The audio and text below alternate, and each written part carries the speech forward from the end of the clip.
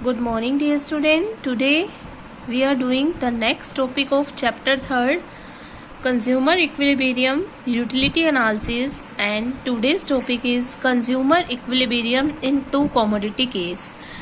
In our last video we discussed about the consumer equilibrium in one commodity case, and today we discussed about the consumer equilibrium in two commodity case.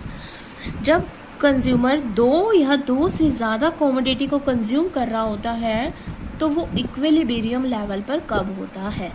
यहाँ एक condition दे रखी है, in two commodity case a consumer in equilibrium when marginal utility of X upon P X is equal to marginal utility of Y upon P Y is equal to marginal utility of money. यहाँ ये बता रखा है कि to commodity के case में एक consumer equilibrium level पर तब होगा जब ये वाली कंडीशन फुलफिल होएगी। mu of x upon P X is equal to mu of y upon P Y. Marginal utility of x को डिवाइड करेंगे प्राइस ऑफ x से और मार्जिनल यूटिलिटी ऑफ y को डिवाइड करेंगे प्राइस ऑफ y से। तो इस condition में एक कंज्यूमर इक्विलिब्रियम लेवल पर होता है। हमने वन कमोडिटी के केस में किया था, एक वन कमोडिटी के केस में कंज्यूमर इक्विलिब्रियम लेवल पर कब होगा, जब mu of x upon mu of m px के बराबर होगा, तब एक कंज्यूमर इक्विलिब्रियम लेवल पर होगा। और यहाँ अगर x गुड है तब, अगर y गुड है तो हम इक्विलिब्रियम लेवल पर कब होगा, वन कमोडिटी के केस में mu of y upon mu of m marginal utility of money is equal to P Y. तो इस कंडीशन में अगर एक कमोडिटी एक्स है तो इस कंडीशन में एक कंज्यूमर इक्विलिब्रियम पर इस यहाँ होगा। अगर वन ही कमोडिटी है, वो कमोडिटी वाई है, तो एक कंज्यूमर इक्विलिब्रियम लेवल पर इस कंडीशन में होगा। अगर दोनों ही कमोडिटी कंज्यूम कर रहा है एक कंज्यूमर, तो इक्विलिब्रियम लेवल पर कैसे होगा, हम इसको इस वे से लिख सकते हैं। कैसे, mu of x upon P X is equal to mu of y upon P Y is equal to mu of m marginal utility of money. तो टू कमोडिटी के केस में एक कंज्यूमर इक्विलिब्रियम लेवल पर इस condition में होगा। जब to commodity के इक्विलिब्रियम की बात करते हैं तो इसको हम बोलते हैं law of equi marginal utility. Law of equi marginal utility, अगर आपके पेपर में आ जाए law of equi marginal utility को एक्सप्लेन करो तो आप यही लिखना, consumer equilibrium in two commodity case. इसको इक्वी मार्जिनल यूटिलिटी का कंसेप्ट क्यों बोलते हैं, law of equi marginal utility state that a consumer gets maximum satisfaction when ratio of mu of two commodity and at their respective price are equal. यही बोला है equi marginal utility. हम इसको क्यों बोलते हैं, जब दोनों कमोडिटी की मार्जिनल यूटिलिटी की रेशियो और उसके प्राइस की रेशियो इक्वल होती है तो उसको हम बोलते हैं equi marginal utility. mu falls as consumption increase. हमें पता है जैसे जैसे हम किसी गुड्स की कंजप्शन बढ़ाते जाएंगे, पहले हम 1 यूनिट परचेज करें, फिर सेकेंड, फिर थर्ड, फिर फोर्थ, तो उससे मिलने वाली जो मार्जिनल यूटिलिटी है वो डाउन होएगी। फर्स्ट यूनिट से मोर मिलेगी, सेकेंड से डाउन होती जाएगी, थर्ड से और डाउन, फोर्थ से और डाउन। इसको बोलते हैं law of diminishing marginal utility.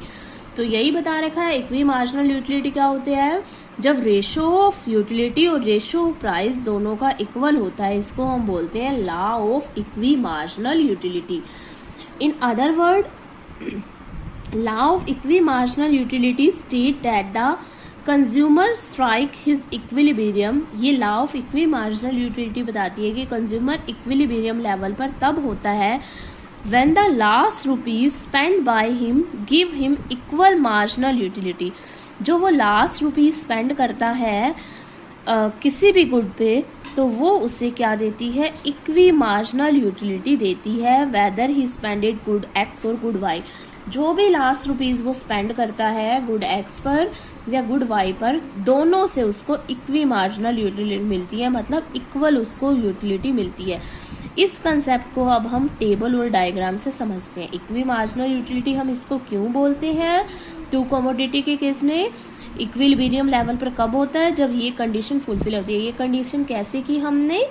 जो हमने फर्स्ट कंडीशन सेकंड कंडीशन अलग अलग गुड्स से, तो हमने ये कर लिया, ठीक है। और लास्ट रुपीज वो कहाँ स्पेंड करेगा? जहां पर उसको इक्वल यूटिलिटी मिलेगी, वहां पर एक कंज्यूमर क्या करेगा?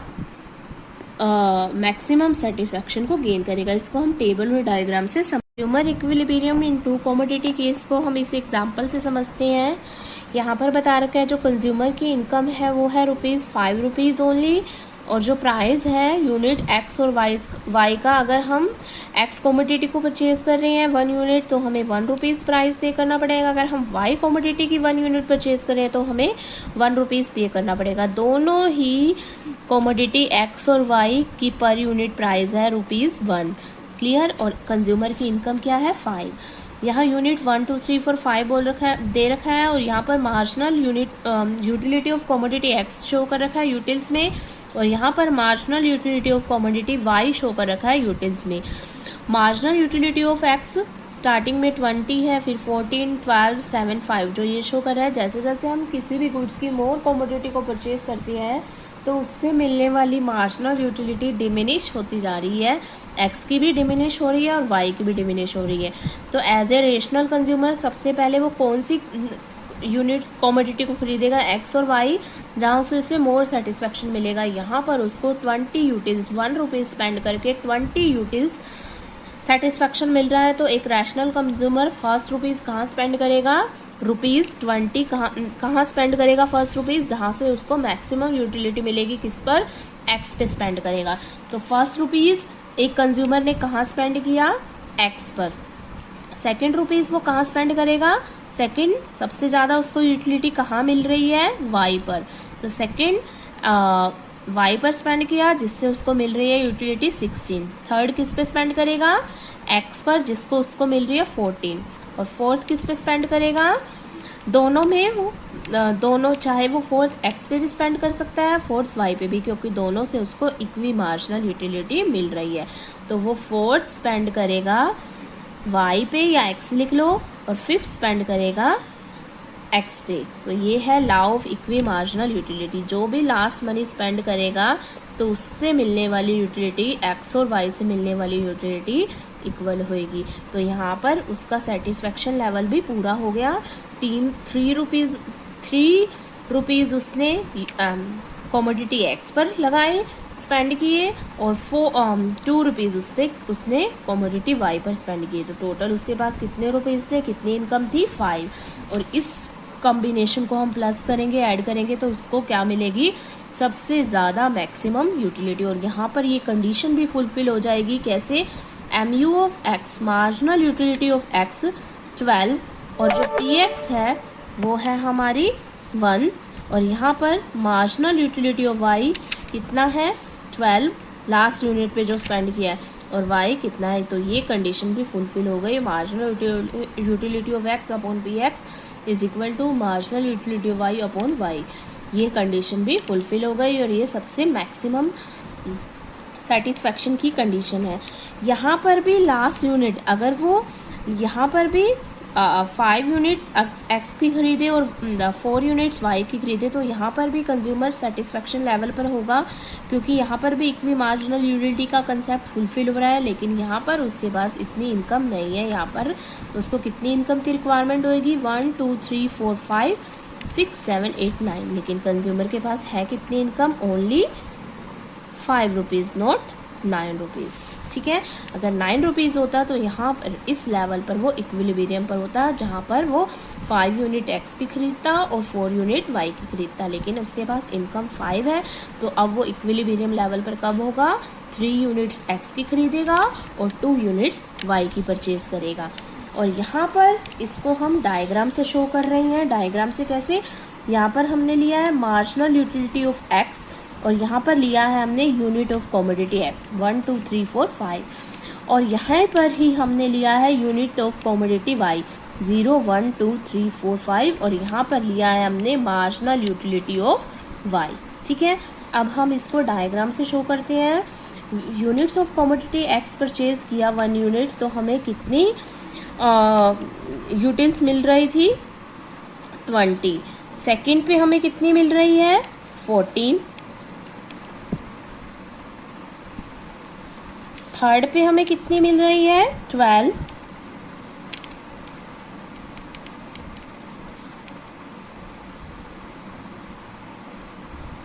फोर्थ पे हमें कितनी मिल रही है 7,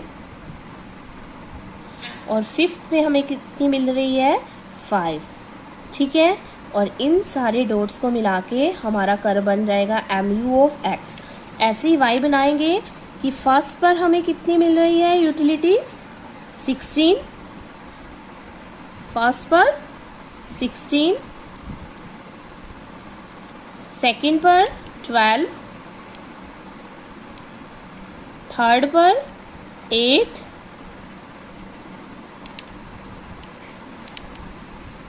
फोर्थ पर 5 और फिफ्थ पर 3। ये पॉइंट्स मिला के बन जाएगा हमारा मार्जिनल यूटिलिटी ऑफ y का कर्व, और ये पॉइंट्स मिला के हमारा बन जाएगा मार्जिनल यूटिलिटी ऑफ x का कर्व। यहाँ पर बन गया मार्जिनल यूटिलिटी, 5 से मैच करना है हमने, तो ये बन गया हमारा मार्जिनल यूटिलिटी ऑफ x का कर्व। और ये है हमारा इक्विलिब्रियम लेवल, जहां पर एक कंज्यूमर मैक्सिमम सेटिस्फेक्शन को गेन कर रहा है, 3 यूनिट्स x की परचेज कर रहा है और 2 यूनिट्स y की परचेज कर रहा है। ये है हमारा equilibrium level. Clear? So student, आज हमने किया consumer equilibrium in case of 2 commodity.